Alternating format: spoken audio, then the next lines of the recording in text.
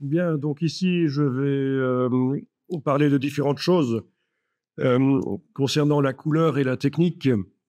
Le chromaticity diagramme, donc le diagramme de chromaticité. Qu'est-ce que c'est, cette espèce de fer à cheval qui montre de la couleur que vous avez sans doute déjà vu dans des magazines et qui sert notamment à comparer des performances d'appareils. On l'utilise dans les magazines sur la photo pour montrer les différences au niveau des performances d'appareils, point de vue couleur, au niveau de la capture des couleurs, au niveau de la reproduction des couleurs, donc suivant qu'il s'agit d'un scanner, un appareil photo, ou suivant qu'il s'agit d'imprimante ou de moniteur. Bon, ici, ce sera juste une introduction basique, hein, planter un peu le décor. J'y vais par couches successives, je ne vais pas entrer dans le détail directement. Le XYZ, le XYY, le LAB. On parlera un peu aussi du modèle Munsell, le modèle de Munsell, qui était avant que le chromaticity diagramme soit inventé. Ok, on parlera des standards couleurs RGB, sRGB et Adobe RGB. On parlera aussi du CMJN, donc différentes manières de faire des couleurs en mélangeant des lumières rouge, vert et bleu ou des encres. On va visualiser sur le diagramme de chromaticité les performances du système d'impression offset. Par rapport à toutes les couleurs que l'œil humain peut voir, on va voir quelles sont les couleurs que l'offset peut reproduire. Bon, parce que vous pouvez redessiner l'offset. Alors l'offset, justement, on va en parler un peu plus loin, juste après. Ok. Bon, ok. Donc c'est avec le diagramme de chromaticité, ça va se faire.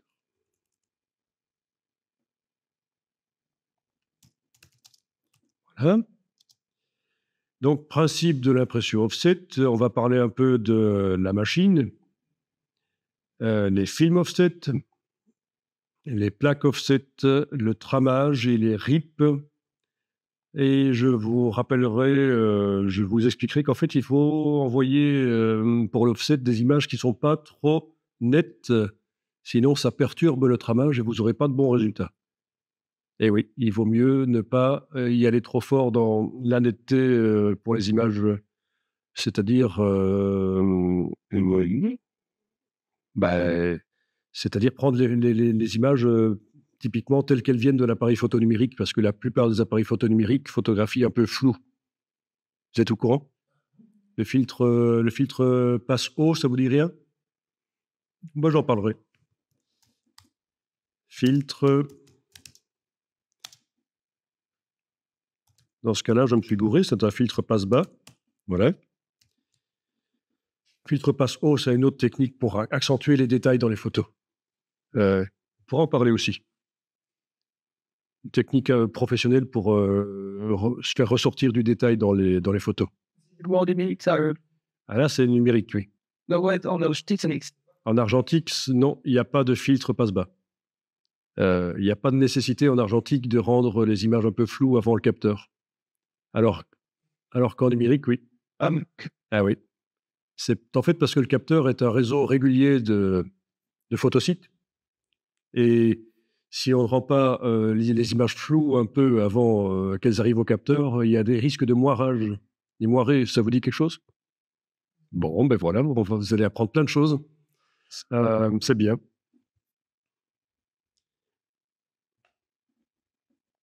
Les réglages couleurs dans Photoshop, si on arrive jusque-là. Le gris quadri, c'est-à-dire que même quand vous imprimez des images noires et blancs en offset, vous pouvez imprimer avec 4 encres, cyan, magenta, jaune, noir. On va équilibrer les encres de manière à ce que, s'il n'y ait pas une couleur qui ressorte, évidemment, que ça fasse quand même du gris. Et ça va être visuellement riche, plus riche que si on imprimait seulement qu'avec de l'encre noire.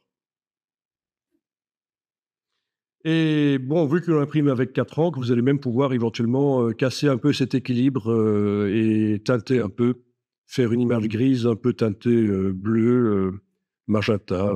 Enfin, c'est vous qui allait donner éventuellement une coloration, tant qu'à faire. Si vous voulez donner un peu de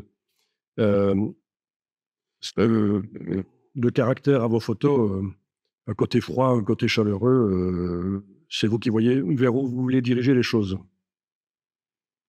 Là, tiens, je pourrais vous parler de l'astuce qui permet...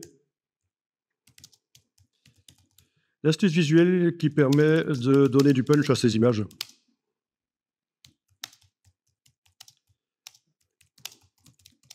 Quand on imprime en offset, c'est-à-dire donner l'impression que les blancs sont lumineux.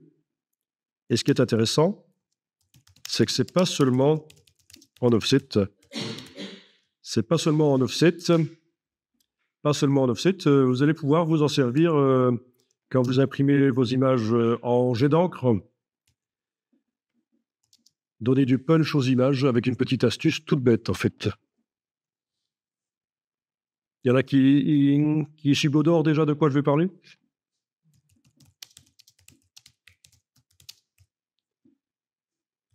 Voilà. L'hexachromie, ça vous dit quelque chose? C'est que... Exactement. C'est l'impression professionnelle et en 6 couleurs. Donc, il y a 2 types d'hexachromie. Ça, je n'ai pas précisé, tiens. L'hexachromie offset, ou d'ailleurs l'hexachromie hélio.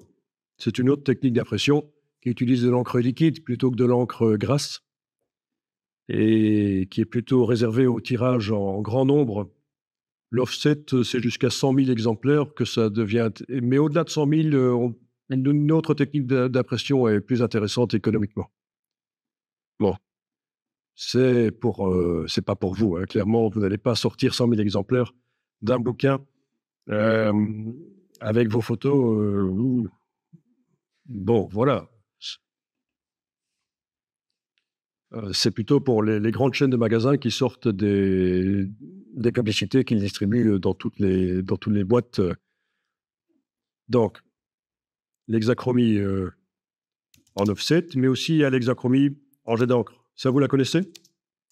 Vous avez entendu parler de ces imprimantes qui peuvent imprimer avec du cyan magenta jaune noir, plus du magenta clair, plus du cyan clair.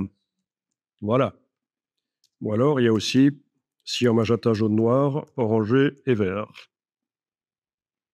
Orangé. Oui, orange et vert. Mais c'est plus rare. La plupart du temps, les imprimantes que vous avez, c'est l'hexachromie, ils entendent ça comme ça, c'est ajouter du magenta clair et du cyan clair. Mais ça n'a rien à voir avec, en fait, l'hexachromie offset et hélio qui, elle, utilise cyan magenta jaune noir, orange et vert. Donc, il y a de l'encre orange et verte pour étendre la gamme imprimable des couleurs, pour avoir des couleurs qui sont presque aussi vives que ce qu'on a sur écran. C'est pour ça que les grandes chaînes de magasins font des publicités en hexachromie. C'est parce qu'ils ont envie que les couleurs de leur viande, légumes et tout ça soient vraiment vives comme il faut. Donc, il faut étendre la gamme des couleurs. Et pour ça, il n'y a pas 36 solutions, orangé et vert. OK. Bonne remarque. En effet, les imprimantes qui sont multicartouches comme ça, il y a aussi des imprimantes qui ont le gris clair, en plus du cyan magenta jaune noir. Ils peuvent avoir le magenta clair, le cyan clair et également le gris moyen et le gris clair, typiquement. Hein. Voilà. Il y a aussi un noir profond. Donc ça, ce sont des imprimantes vraiment spécialisées photo, hein, un noir profond. C'est avec ça que tu as travaillé. Il y avait... Voilà. Et il y a aussi le noir d'usage habituel. Noir, usage habituel. Donc voilà, on va avoir cartouche cyan magenta jaune noir, mais elle est là en fait. Hein, ça va être CMJ plus magenta clair, plus cyan clair, plus le gris moyen, le gris clair, le noir profond, le noir d'utilisation courante, hein, l'utilisation habituelle pour faire du texte quand on ne fait pas des photos, pour utiliser une encre pas chère. Donc voilà.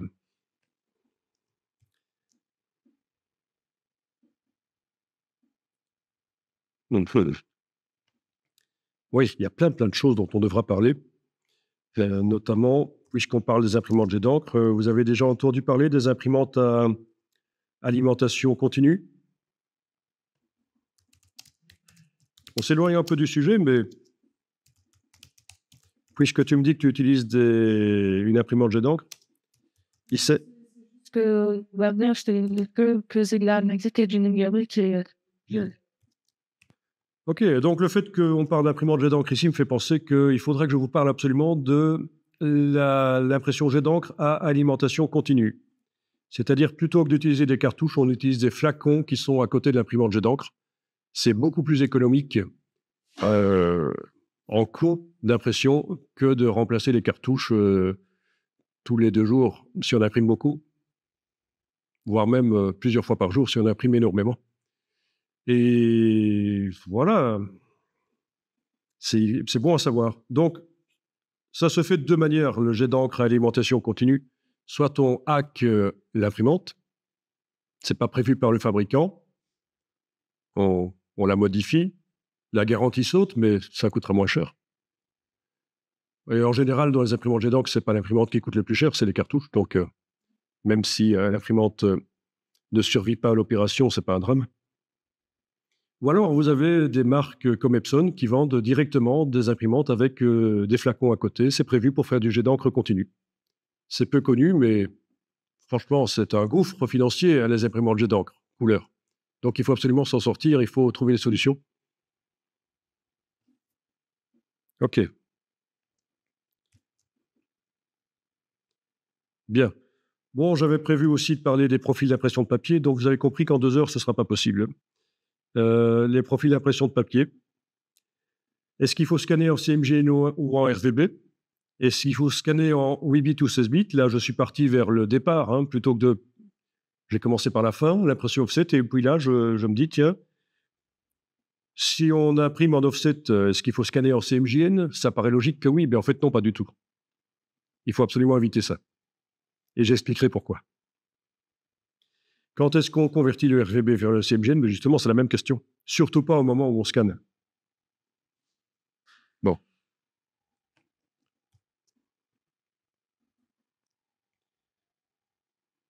Bien. Donc voilà, je vais commencer par le diagramme de chromaticité.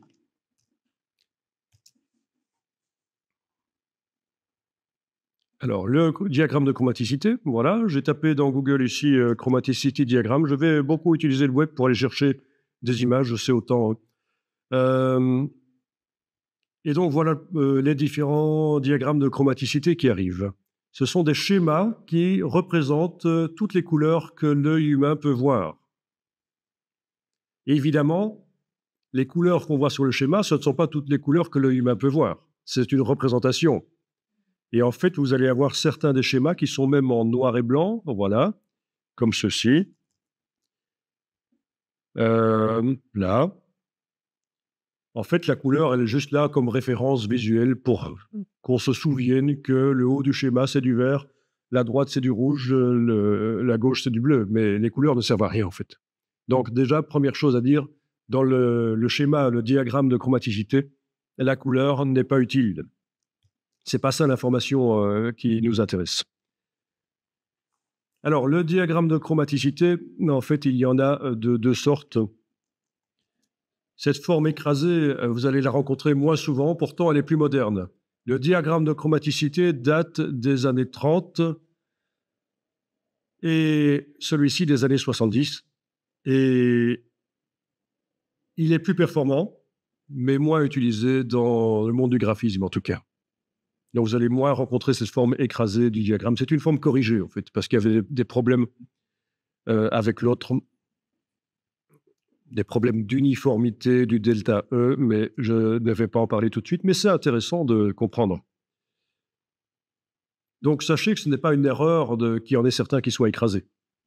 Et en fait, ouais, en voilà encore un qui est écrasé. Celui qui n'est pas écrasé, qui a une forme de fer à cheval comme ça, on appelle ça le XYY, donc petit x, petit y, grand y. Et l'autre, c'est le UV. Non, le UVY. Voilà, UVY, c'est l'autre. Bah, tout simplement parce que dans le premier, on avait pris les deux coordonnées XY.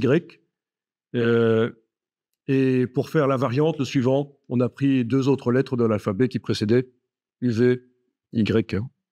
Donc, c'est les coordonnées U et V à la place de X et Y. Vous voyez la logique. Donc, c'est juste des noms de coordonnées de l'axe vertical et horizontal. OK. Alors, la courbe ici représente toutes les longueurs d'onde que l'œil humain peut voir. OK? Et c'est indiqué en nanomètres, c'est-à-dire en millionième de millimètre. Donc c'est le sommet entre deux ondes, la distance entre le sommet entre deux ondes pour une lumière.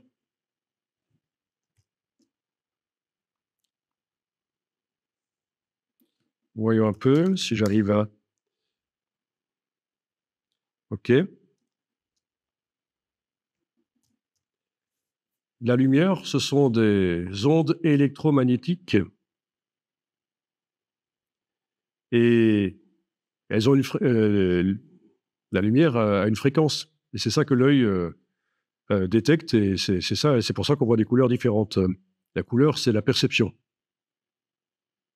La couleur, elle n'existe pas dans la réalité. Ce qui existe, c'est une onde qui a différentes fréquences. Et donc, on le voit ici. Il y a le sommet entre deux ondes. Donc, dans le cas de... Ça pourrait être très long, ça pourrait être des ondes radio, ça pourrait être autre chose que de la lumière. Des ondes électromagnétiques, c'est large. Ça va... C'est extrêmement large. Je vous montrerai des schémas plus tard, mais ça ne concerne pas que la lumière. Et donc, le sommet entre deux ondes, dans le cas de la lumière, on le décrit en nanomètres, en millionième de millimètre. Donc, ce qu'on perçoit comme étant du bleu a une longueur d'onde de 460 nanomètres. Ce qu'on perçoit comme étant du vert, 520 nanomètres. Ce qu'on perçoit comme étant du rouge, 700 nanomètres. Au-delà, c'est l'infrarouge. Certaines personnes, paraît-il, arrivent à voir l'infrarouge. C'est encore sujet à discussion. En dessous de, ici, 380 nanomètres, c'est les ultraviolets, exactement. Donc voilà, ça c'est ce qu'on appelle le spectre des lumières visibles. Le spectre des lumières visibles. Vous avez la lumière infrarouge qui est invisible, la lumière ultraviolette qui est invisible. L'œil arrive à voir cette partie-là du spectre des ondes électromagnétiques. OK. Ce qu'on vous montre ici, ça c'est super intéressant aussi à savoir, mais ça vous le saviez déjà, je pense, c'est ce qu'on appelle la courbe des blancs. Vous savez que quand on dit que la lumière est blanche, en fait, il y a différents types de lumière blanche. Il y a de la lumière blanche qui peut être un peu bleutée, d'autres qui peut être un peu neutre, on n'arrive pas à vraiment voir la coloration. Puis il y a la lumière blanche qui peut être un peu orangée. Ça, vous saviez que le blanc, ce qu'on appelle lumière blanche, en fait, c'est toute une gamme de lumière blanche, mais un peu colorée. Eh bien voilà, vous avez les différentes lumières blanches qui sont là montrées sur le schéma. Et les indications, là, c'est ce qu'on appelle les Kelvin. Anciennement, on appelait ça les degrés Kelvin, mais maintenant, on doit dire que ce sont des Kelvin. Donc, 3000 degrés Kelvin, c'est par exemple ce qui correspond aux ampoules que vous avez chez vous pour vous éclairer. 5500 degrés Kelvin, qui se situe à peu près là, qui n'est pas indiqué sur le schéma, mais à peu près là, donc. C'est ce qu'on appelle le blanc du photographe. C'est un blanc neutre. L'œil n'arrive normalement pas à vraiment avoir une coloration dans le blanc. C'est le blanc qui se situe entre le blanc bleuté et le blanc orangé, en gros. OK, 5500 Kelvin. Suivant l'endroit du monde dans lequel on se trouve, on a le ciel, l'éclairage naturel qui a différentes colorations. En Europe, ici, en Belgique, plus précisément, on est à du 6500 degrés Kelvin. OK. Qui est une lumière d'ailleurs qui est utilisée beaucoup en colorimétrie comme référence.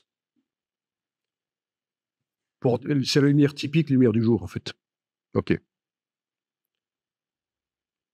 Alors si vous êtes déjà allé en Afrique, dans plus bas, donc Maghreb et Afrique noire, vous avez sans doute remarqué que la lumière est différente, hein. Donc voilà. L'angle d'attaque de la lumière par rapport à l'atmosphère étant différent, ça fait des colorations de lumière blanche différentes. OK. Alors, pourquoi est-ce que entre les deux extrémités, on a cette droite? Ça, c'est ce qu'on appelle la ligne des magentas. Les couleurs magenta sont des couleurs perçues, mais qui sont assez particulières. C'est quand l'œil reçoit à la fois au même endroit, donc un objet qui est magenta, l'œil, pour cet objet, reçoit à la fois des ondes courtes et des ondes longues. Et donc, suivant la quantité d'ondes courtes et longues, on a un magenta plus ou moins bleuté ou plus ou moins rouge. Les autres couleurs, le vert, ben c'est quand l'œil reçoit principalement des ondes moyennes. On appelle ça des ondes moyennes par rapport au spectre des lumières visibles. OK. Quand l'œil perçoit du rouge, c'est quand il perçoit principalement des ondes longues. Quand l'œil perçoit du bleu, c'est quand il reçoit principalement des ondes courtes. Voilà. Et donc, voilà pourquoi le schéma se termine avec une droite là en bas. C'est parce qu'en fait, ce sont des couleurs particulières qui ne correspondent pas vraiment à une longueur d'onde en particulier, comme les autres. Mais c'est le mélange de deux longueurs d'onde, des courtes et des longues. D'accord? Bon. Alors, le diagramme de chromaticité, voilà, ça c'est en gros le décor qui est planté. Je ne vous explique pas les axes Y, X et Z. Vous voyez où il est l'axe Z? Il est là. Il est debout. Il est vu. En fait, voilà, il est projeté là, puisqu'en fait c'est un volume, ceci. Enfin non, ceci est une vue en coupe d'un volume. Mais simplifions les choses.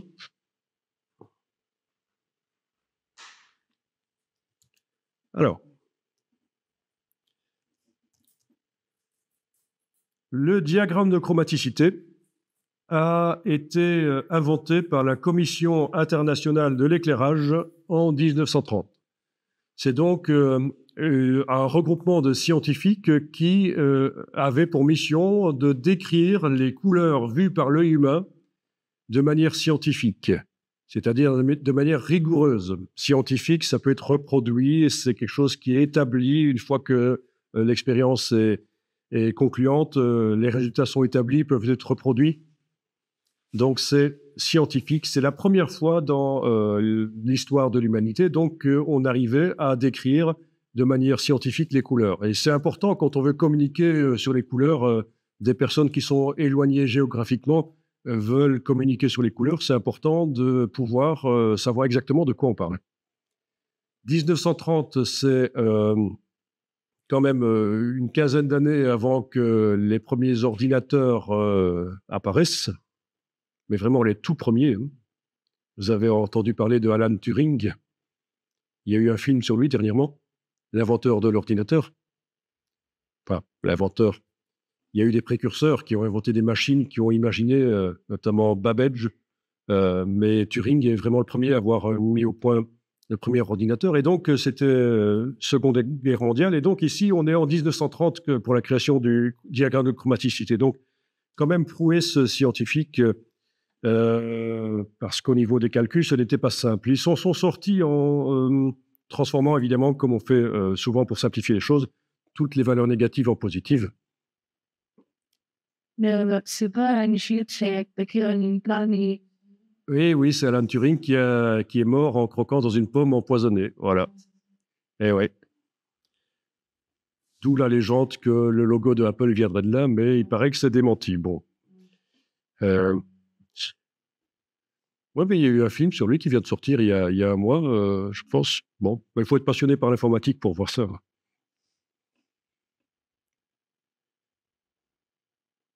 À l'époque, en 1930, vous saviez comment on faisait les calculs? À la main, évidemment. Mais en fait, les scientifiques faisaient appel à des personnes qui étaient spécialisées donc, dans le calcul. Personnes qui savaient calculer, évidemment, et on les mettait toutes dans un local, 30 personnes, 60 personnes, qui faisaient les calculs. Voilà. En parallèle aussi, hein, pour vérifier les résultats, pour savoir s'il n'y avait pas une erreur. Donc, c'est un métier qui a disparu. Voilà.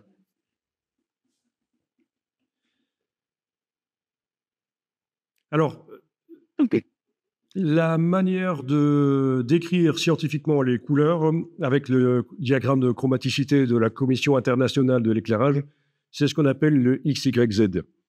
Mais ça, ce ne sont que des valeurs. Hein. Quand je décris une couleur, scientifiquement, c'est une telle quantité de X, de Y et de Z. C'est ce qu'on appelle des primaires. Hein. Ça correspond à du rouge, vert et bleu. Je simplifie très fort ici. Le XYY, c'est quoi? C'est la transformation de ces valeurs de base de manière à pouvoir visualiser sur un diagramme, sur le diagramme de chromaticité, pouvoir positionner une couleur. Donc, le diagramme de chromaticité, c'est ce qu'on appelle le XYY. C'est une visualisation du XYZ. Le LAB a été inventé dans les années 70. C'est une nouvelle manière de décrire les couleurs, mais il est toujours dérivé du XYY. Et alors, on le retrouve dans des logiciels comme Photoshop, Lightroom, parce que c'est ce qu'on appelle une manière de décrire les couleurs indépendante du matériel.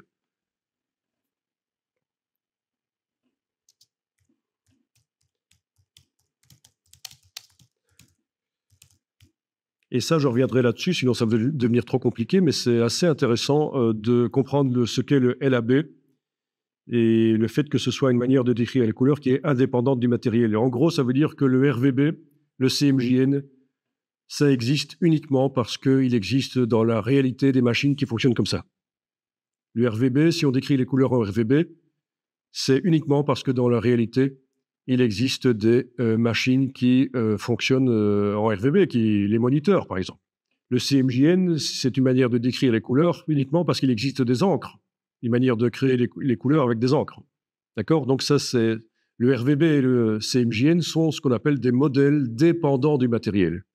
Le LAB ne correspond à aucun matériel existant, c'est un modèle scientifique, il est indépendant du matériel. Et c'est le seul qui est capable de décrire toutes les couleurs que l'œil humain peut voir. Les autres sont limités à une portion des couleurs que l'œil humain peut voir. Alors, il y a un truc qui pourrait vous paraître bizarre, c'est que je vous ai dit que le XYZ correspond en fait à du RVB, mais c'est du RVB virtuel. Donc, sachez que pour faire l'expérience, ils ont quand même dû utiliser des spots rouge, vert et bleu pour déterminer comment les gens voient les couleurs. Et donc, ce n'est pas une erreur ici. C'est bien du RVB qui est à la base du diagramme de chromaticité, du XYZ. Mais c'est un peu plus compliqué que ça. Est-ce que ça va? Vous voyez à peu près? Alors, le modèle de Munsell, c'est quoi? C'est quelque chose qui datait d'avant. Je vous montre.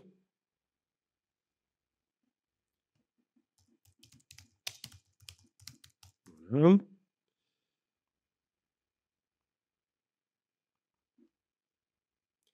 Voilà le modèle de Munsell.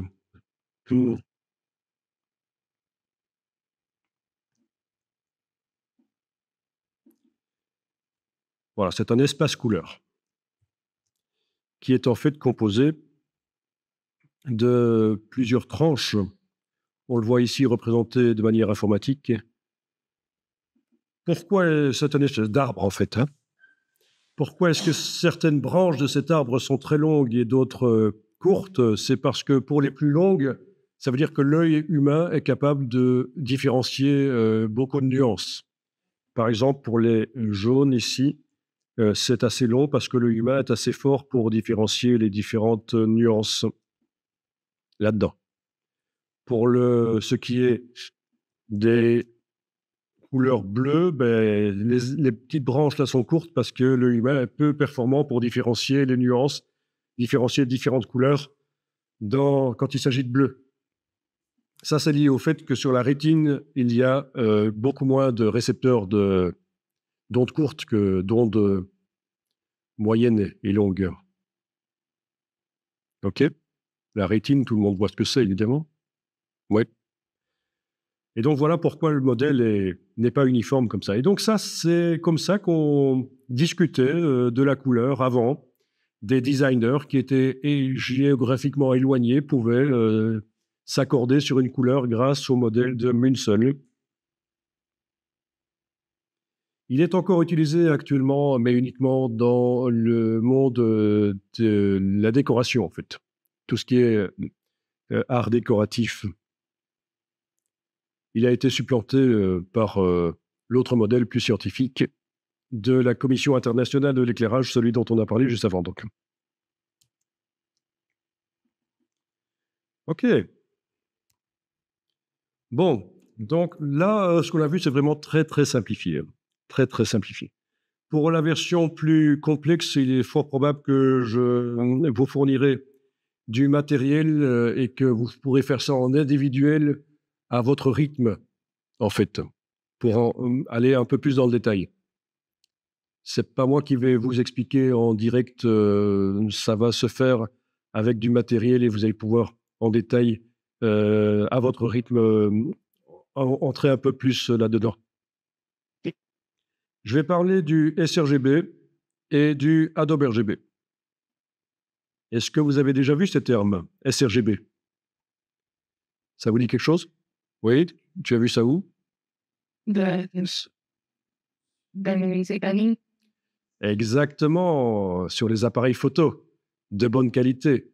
Ils proposent de photographier en sRGB ou en Adobe RGB, les appareils photo numériques. Ça dit quelque chose à quelqu'un, ça? Je pensais pas à ça, mais en effet, oui. C'est là-dessus. Donc, le RVB, c'est une manière de créer les couleurs en mélangeant 3 primaires de base de la lumière rouge, verte et bleue. Tout le monde est d'accord là-dessus? Eh bien, il faut savoir que ces primaires de base sont pas toujours les mêmes. Si vous avez affaire à un moniteur de bas de gamme qui est prévu pour faire de la bureautique, de l'Excel, du Word, les primaires rouge, vert et bleu seront différentes de celles d'un moniteur plus haut de gamme qui est prévu pour faire de la retouche de vidéo, de la retouche de photo. Un moniteur plus haut de gamme pour des graphistes. En fait, la différence, c'est que le moniteur pour les graphistes, les primaires rouge, vert et bleu vont être plus saturées. Elles vont être plus pures, en fait. On peut utiliser ce terme plus pur. Elles vont s'éloigner plus de la couleur grise. Les couleurs rouge, vert, bleu, par contre, du moniteur bas de gamme, elles vont plus s'approcher du gris. Bon. Donc, voilà. Vous avez appris déjà maintenant mais vous le saviez déjà, hein, que différents moniteurs ne montrent pas les images de la même manière, et ça vient de là. Ça vient des primaires rouge, vert et bleu, qui sont toujours du rouge, vert et bleu, mais pas nécessairement le même rouge, le même vert et le même bleu. Et ça, ce sont des standards de fabrication, parce que sinon c'est la foire, chaque fabricant fait son moniteur, c'est ce qui se passait au début, hein. Chaque fabricant fait son moniteur avec les primaires qu'il a décidé, ou qu'il a pu faire, hein, suivant les contraintes techniques, la qualité des matériaux de départ, etc. Et c'est la foire, parce que chaque image apparaît un peu différemment sur chaque moniteur. Ça, c'était les années 80. À un certain moment, deux marques, ce qu'on appelle un consortium, quand il y a plusieurs marques qui se mettent ensemble pour faire quelque chose, c'est un consortium. C'est HP et Microsoft, ils ont créé le standard couleur sRGB. Donc, ils ont imposé aux fabricants que leurs moniteurs répondent à une norme couleur sRGB. que les moniteurs affichent les images d'une certaine manière, quand même le standard RVB, en fait. C'est pas seulement pour les moniteurs, c'est aussi pour les scanners et les imprimantes. Vous avez des scanners sRGB, des imprimantes sRGB. Et pourquoi est-ce qu'ils ont fait ça? Parce que c'était la foire. Quelqu'un achetait un scanner d'une marque, un moniteur d'une autre marque, une imprimante d'une autre marque, ça fonctionnait plus. On scannait un original, on avait sur le moniteur des couleurs assez bien différentes. On imprimait, on avait les couleurs encore différentes. Donc maintenant, à notre époque, normalement, vous pouvez acheter un scanner d'une marque, une imprimante d'une autre marque, un moniteur d'une autre marque, ça va marcher. Les décalages couleurs vont être minimisés par rapport à ce qui existait avant. Je veux dire, par rapport à une époque où le sRGB n'existait pas. Donc le sRGB règle un problème au niveau de la couleur. Il uniformise. Le problème, c'est que pour arriver à uniformiser, il a fallu réduire le nombre de couleurs que le moniteur peut afficher, que le scanner peut scanner, que l'imprimante peut imprimer. Et ça est passé par là. C'est pas extrêmement performant. On déconseille aux graphistes de travailler avec du matériel sRGB, sauf peut-être s'ils ne font que du travail pour le web. Parce qu'en fait, les internautes, on considère que le parc informatique des internautes, que la plupart des gens qui regardent des sites web utilisent du matériel bas de gamme sRGB. Et donc, quand on veut faire des images pour le web, on fait des images sRGB. Donc, quelqu'un qui ne ferait que des images pour le web peut travailler avec du matériel sRGB éventuellement. Mais ça n'existe plus maintenant, quelqu'un qui fait des images que pour le web. Quand on fait un logo, quand on fait une illustration ou une photo, c'est pas seulement pour l'envoyer sur le web, c'est aussi pour l'imprimer sur différents supports. Et donc, on travaille avec du matériel plus haut de gamme. Et généralement, le matériel haut de gamme répond aux normes Adobe RGB. Donc, c'est un espace couleur plus large. Ce sont des primaires plus saturés. Si vous achetez un ordinateur portable, vous devez faire attention à ça. Si votre but est de retoucher les photos, il faut que votre dalle d'ordinateur portable réponde aux normes Adobe RGB. Il ne faut pas que ce soit un ordinateur portable prévu pour faire la bureautique. Si vous achetez un Mac, c'est particulier, ils ont un espace couleur à eux, qui n'est pas le Adobe RGB, mais c'est quand même large. Mais par contre, un ordinateur portable PC, il faut faire attention à ça. Il faut regarder, quel est le pourcentage de l'espace Adobe RGB qui est couvert par la dalle, c'est-à-dire est-ce que ça arrive à montrer toutes les couleurs de l'espace Adobe RGB, voire même au-delà. Même chose si vous achetez un moniteur que vous connectez à votre ordinateur, bien sûr, et on fait attention à ça. Si vous faites de la retouche de vidéo, s'il y a de plus en plus, les photographes font de la vidéo, vous êtes au courant, hein? Oui. Vous savez que les appareils photo réflexes peuvent filmer en vidéo. Très mal. Vous avez entendu parler du syndrome du rolling shutter?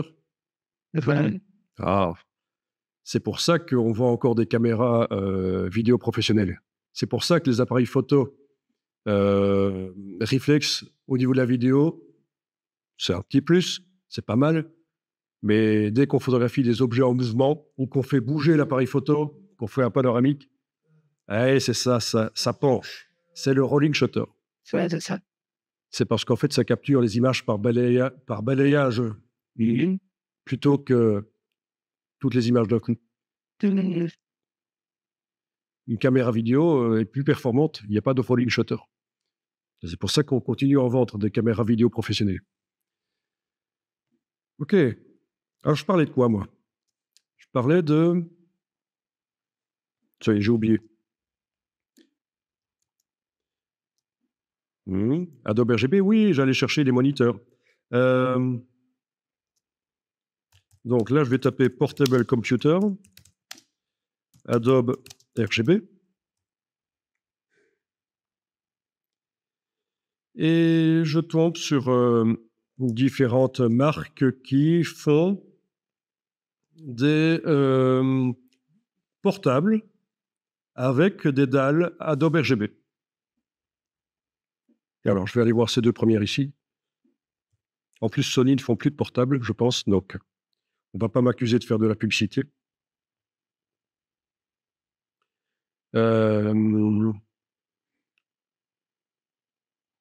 Si. Donc, un portable avec un écran Adobe RGB et qui est le rêve du photographe. Voilà. Ben oui, parce que ça permet de retoucher ses photos comme si on était chez soi sur un moniteur professionnel Adobe RGB, sauf que là, c'est portable. Alors, il couvre jusqu'à 137% de l'espace Adobe RGB. Donc, ça veut dire qu'il va au-delà des normes Adobe RGB professionnelles. Alors, c'est là que je reviens à mon diagramme de chromaticité. Et je vais indiquer ici Adobe RGB, parce qu'en fait, ça sert à ça, le diagramme de chromaticité. Ça sert à comparer des performances d'appareils. Vous avez certainement vu ça dans les magazines. Quand je vous montre un truc comme ceci, avec des triangles, pas ça. Et il ne veut pas la montrer, puis il va la montrer. Voilà. Avec des triangles qui sont montrés. Non, on ne te veut pas, toi. Oust.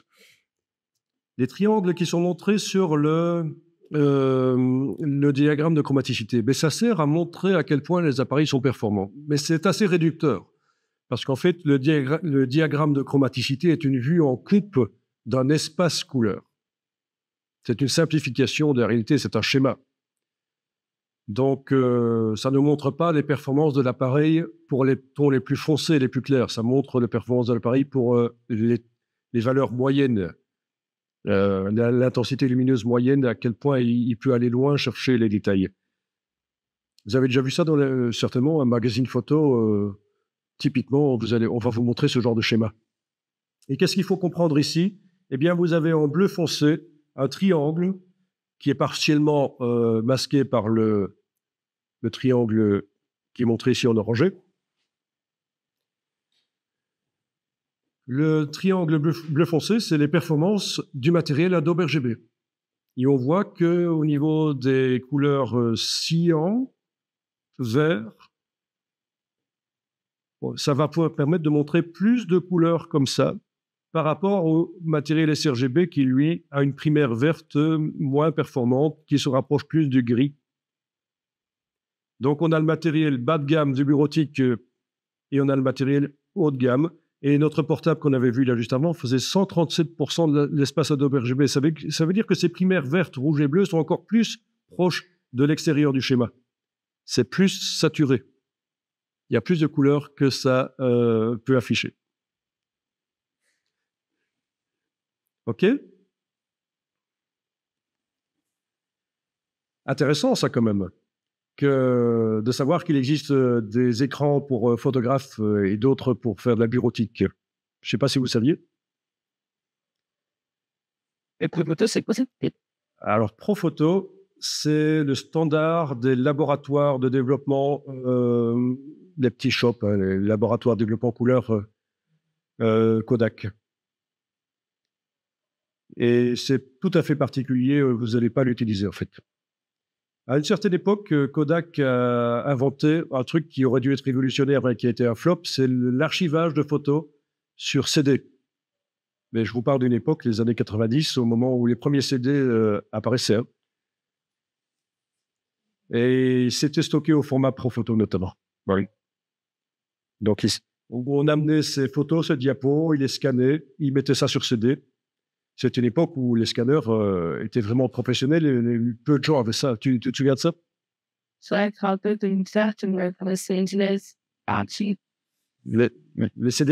Les CD aggravés ou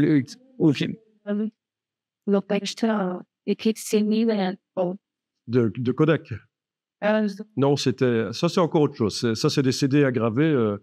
C'est vrai qu'on en rencontre de moins en moins souvent. Ah oui, ils stockaient les photos, oui.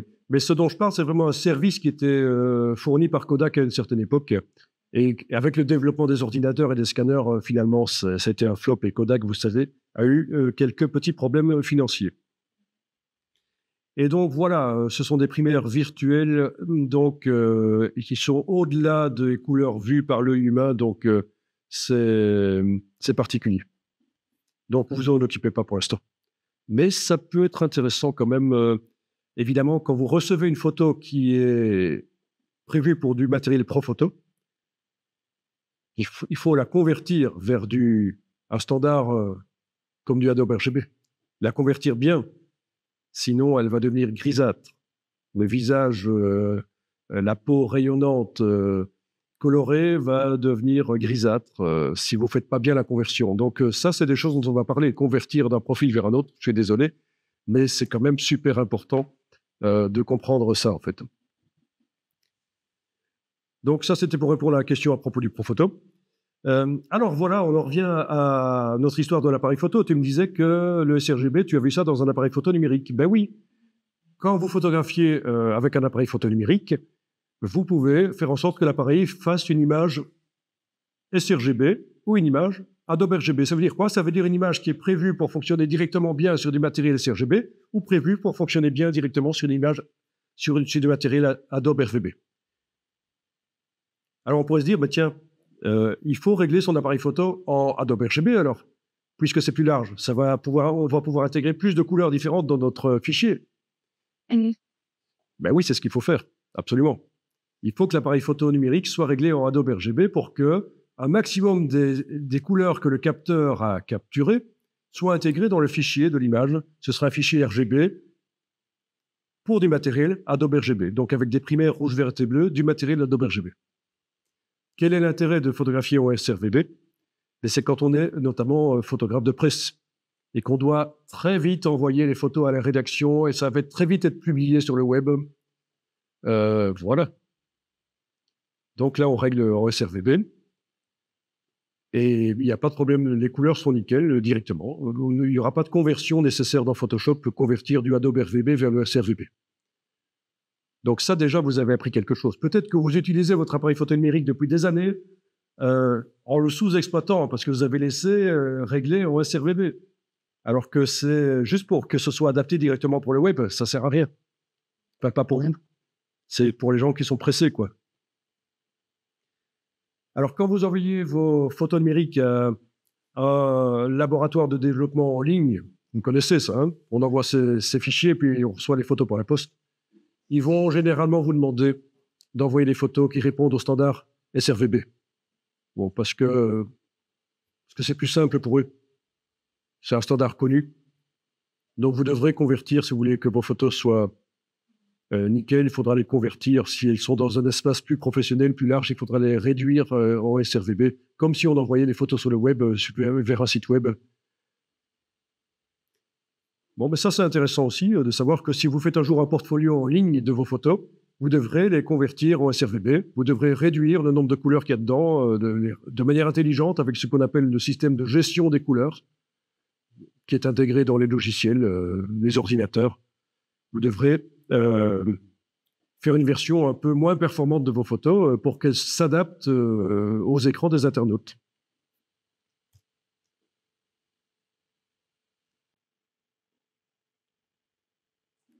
Bon, alors le CMJN, c'est donc quand on a affaire à des appareils qui impriment avec 4 encres. Pourquoi est-ce qu'on ne peut pas imprimer avec des encres rouge, vert et bleu? Alors, pourquoi on ne peut pas imprimer avec des encres rouge, vert et bleu? Pourquoi est-ce qu'on doit utiliser des encres cyan, magenta et jaune?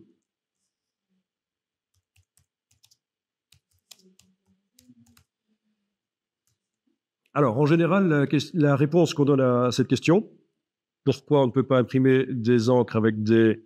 pourquoi on ne peut pas imprimer des photos, hein, je précise, hein, parce que évidemment, je peux imprimer du texte avec des encres rouge, vert et bleu en impression sérigraphie, aucun problème. Je choisis la couleur des encres. Et n'est pas lié. Oui, tu dis? Ce n'est pas lié. Oui. La réponse qu'on apporte à ça en général, on dit c'est parce que c'est la synthèse soustractive. Les écrans, c'est la synthèse additive et les impressions, c'est la synthèse soustractive. Mais là, on ne comprend rien du tout, en fait. Et c'est pour ça que j'ai un petit document que j'ai mis au point, qu'on verra ensemble, qui vous explique clairement pourquoi il faut des encres cyan, magenta et jaune. Et pourquoi les photos imprimées avec des encres rouges, vertes et bleues, ça ne marche pas? Et c'est là que vous allez découvrir en fait que les encres, ce sont des filtres à lumière. Voilà. Et qu'on les combine en les superposant. Qu'on diminue en fait... Ah, t'as compris? C'est ça qui c'est. Eh oui.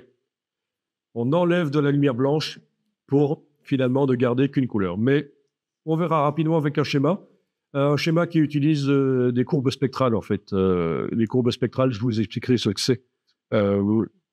C'est une autre manière de montrer les couleurs.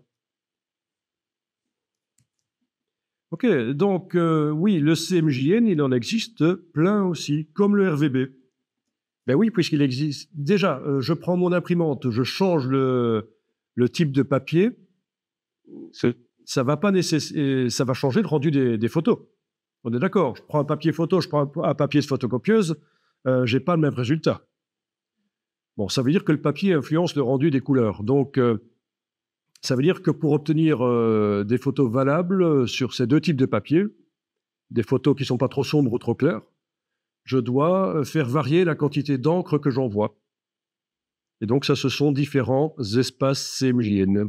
J'ai l'espace CMJN du papier ordinaire photocopieuse, j'ai l'espace CMJN du papier photo, j'ai l'espace CMJN de la presse offset chez l'imprimeur, j'ai l'espace CMJN de mon impression jet d'encre ou de mon impression sublimation. Sublimation, vous connaissez, ça vous dit quelque chose? C'est une technique d'impression très haut de gamme, une alternative au jet d'encre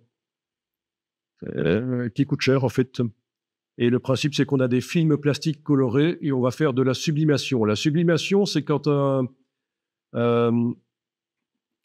matériau passe directement de l'état solide à gazeux ou inversement, sans passer par l'état liquide. Sublimation. Bien, en fait, le film plastique est directement transformé en gaz qui va sur la feuille. C'est ça la sublimation. Donc, c'est la technique de l'impression sublimation. Et donc, voilà, je citais ça parmi les différentes techniques d'impression qui existent.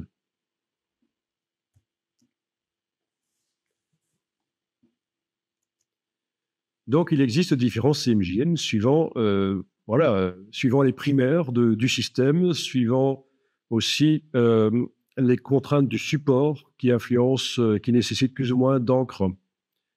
Et alors, ici, on va visualiser, avec le diagramme de chromaticité, on va visualiser les performances de l'offset. Et vous allez voir que par rapport à la vision humaine, en fait, c'est vraiment misérable.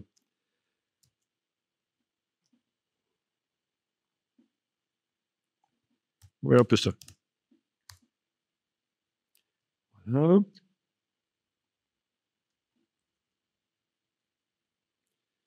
OK. Le schéma est un peu pourri, mais ça marche quand même. Vous avez le Adobe RGB qui est montré en orange. Toujours le Pro Photo, là. Le sRGB qui est montré en noir. Et ici, en rose, sur le schéma, vous avez l'offset. Et vous voyez que ça ne permet vraiment de sortir sur le papier qu'une petite portion des couleurs vues par l'œil humain. OK, mais celui-là, il est encore pas mal. Si je prenais le papier journal, qui est vraiment ce qu'il y a de pire. Voilà. Alors, où est-ce qu'on me le montre? Ça va peut-être pas être évident à trouver le schéma avec le papier journal. Bon, mais croyez-moi, c'est encore plus petit. OK.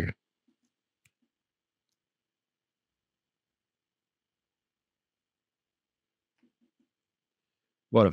Un autre espace CMJN qui est montré. Vous en avez deux qui sont montrés.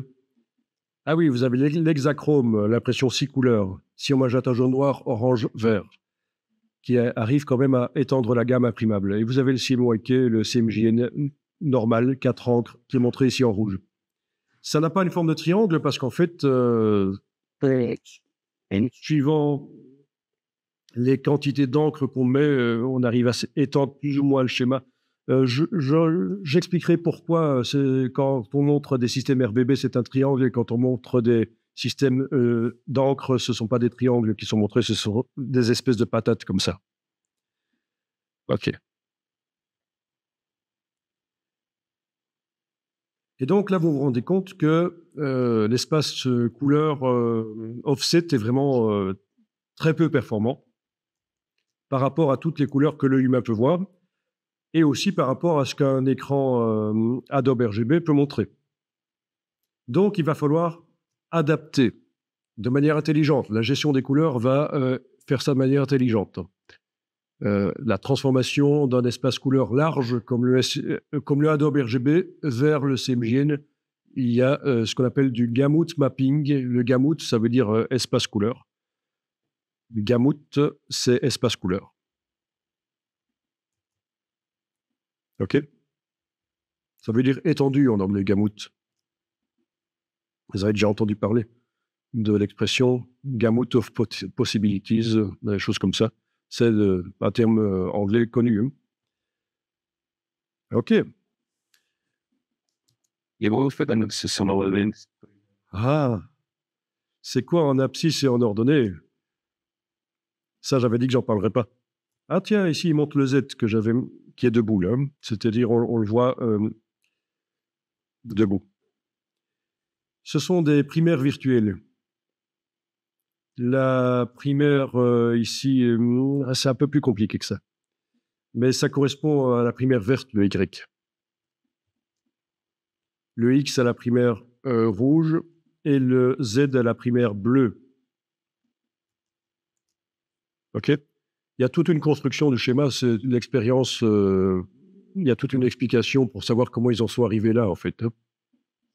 Donc, X, Y, Z, c'est les primaires, en fait. En gros, c'est ça. Et c'est pas les chiffres. Les chiffres là, ce sont les longueurs d'onde. On en a parlé. Hein? Voilà, les longueurs d'onde. Ah, puis il y a d'autres chiffres ici. Oui, ce sont les coordonnées dans l'espace tridimensionnel, en fait. Voilà. Mais oui, parce qu'en fait, quand on décrit une couleur, on va décrire avec une quantité de X et de Y qui va en fait placer la couleur sur le schéma.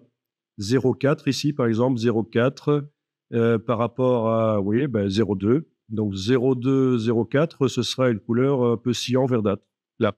Mais quand même fort grisâtre, elle est fort proche du centre. Et par déduction, on connaît le Z, parce que c'est assez intelligent. Si on connaît le X et le Y, le système est prévu pour qu'on puisse en déduire le Z. Donc, c'est-à-dire le positionnement de la couleur dans l'espace, à quel point elle s'approche du blanc ou du noir.